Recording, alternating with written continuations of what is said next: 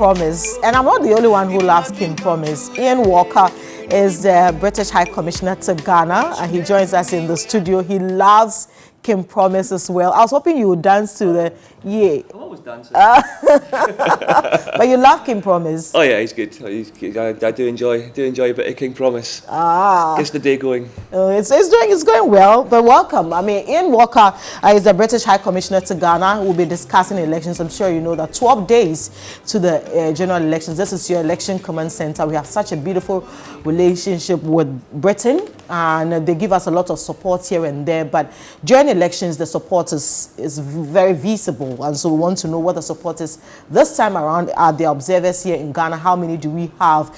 And as well, we'll talk about women, because you seem to be very passionate about women, and so yeah, that's what we're discussing this morning. So good morning once again. Thank you very much. Good to be here. All right. What are your expectations generally as we head to the polls? Well, I think that Ghana has a fantastic tradition of democracy and free and fair, inclusive elections. So I'm hopeful, and I have good expectations that this election should build on that tradition. But I always think that with elections, it requires a lot of effort to make sure that comes to pass. And I think, as you said, our interest in this is not on who wins, right, but on supporting and enabling that kind of process, that building of that democratic tradition, so that those that wish to vote do vote, and they do so freely and in a way that feel entirely comfortable. What's the general role of diplomatic missions on countries like Ghana, for instance? So the word that comes to my mind is partnership. We work with Ghana. The UK works with Ghana across a myriad number of policy areas, whether that's around development. Big focus over the last 3 or 4 years that I've been here has been on driving investment, trying to increase trade, trying to create jobs. We also work on things like regional security and work with supporting security activity, and also things on social sectors, on health and education. But I think we believe that the foundation upon which all those things are built is democracy. It's the ability for the people of Ghana to vote for the leaders that they want to have.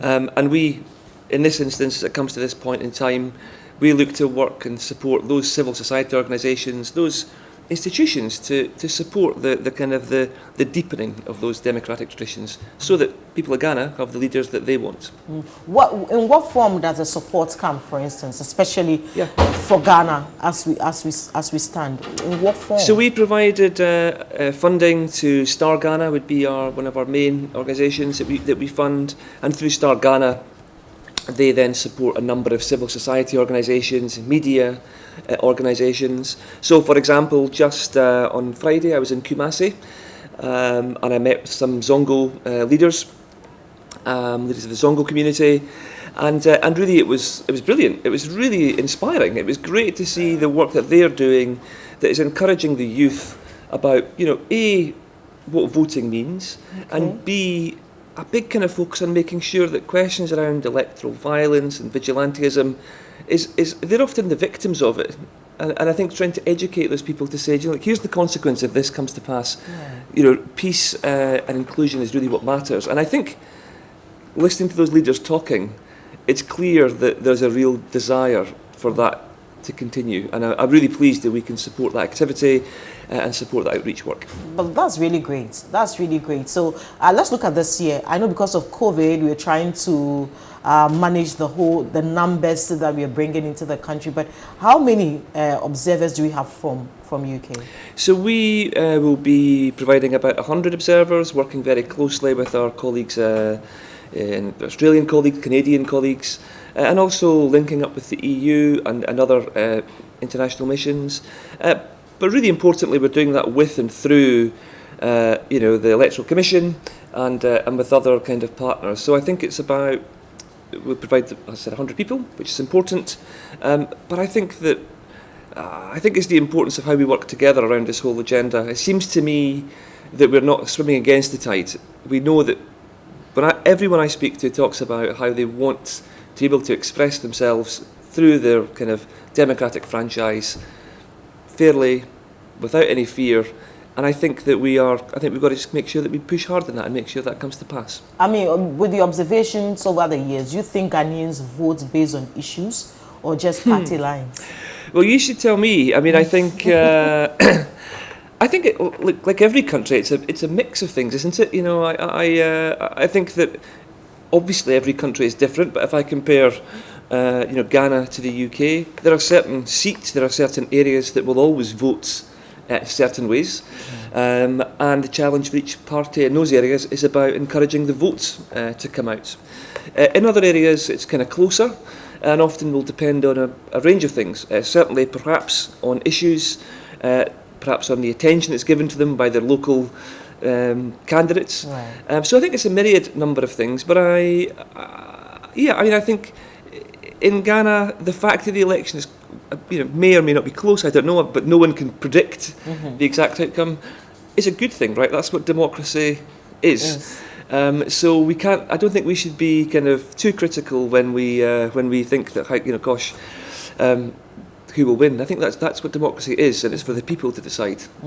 Okay, so I see you're very passionate about women. I saw your tweet a while ago where you ended a forum on violence against women, and I see you're championing another project that says that women should go out and vote. I'm wondering why so much focus on women.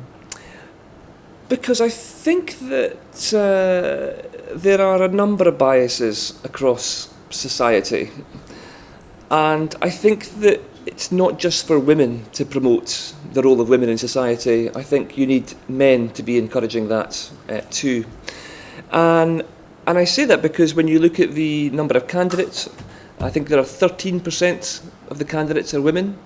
So Ghana is one of the reference points around the world, I think, certainly around the continents, around inclusion, particularly for women. But I think those numbers can go higher. And I think that as kind of one looks towards the voting, a statement of just facts, half of the eligible voters are women. And it's really important, I think, that women's rights, women's kind of expectations are captured as part of that, and that we encourage women to vote. And I think we've seen that again in the UK, where we have, on the face of it, a fair society, but we need to keep on challenging. Why are there not more women in boardrooms? Why are there not more women in prominent political positions? And I think that campaign does, not just a campaign, but a continual and persistent focus on it.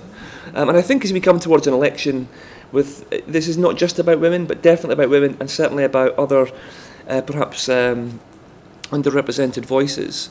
I think right now, one of the reasons we talk about it is because today is International Day, which kind of marks, against violence against women and girls. And I think for many people in polite society, we kind of wonder what is the drama. But actually, we've seen through COVID further examples of violence against kind of women and girls around the world. And we need to talk about that and make sure that the more we talk about it, we improve the quality of that conversation. And today marks the first day of 16 days of activism, focusing on violence against women and girls. And it's such an obvious thing that we should be saying. It's unbelievable that we have to say it. But around the world, we need to focus on this, I think, because you talk to women in various kind of communities around the world, and we know that their voice is silenced on many of these issues. So I think by bringing this to the surface, I think what we want to do is make sure that we, all of society, talk about this. As it happens, this comes at an election moment, and we would hope that we see, hopefully, record numbers of women voting in this election that comes forward. What do you think is the reason that holds a lot of women back? Could it be cultural, or will it just be tricky?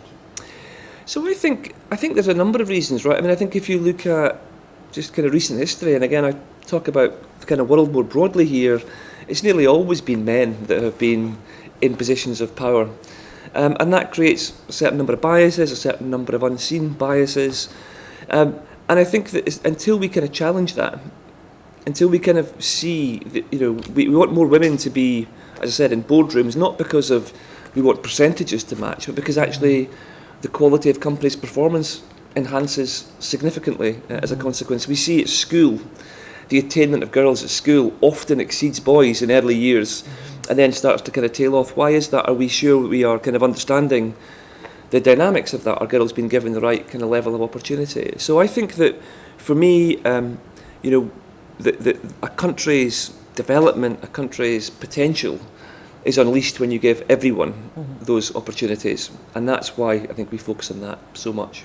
But if you move away from the basics of saying we should encourage women and girls in school, even at the higher level, Margaret Thatcher, for instance, she's seen as antagonistic. She's seen as, if you like,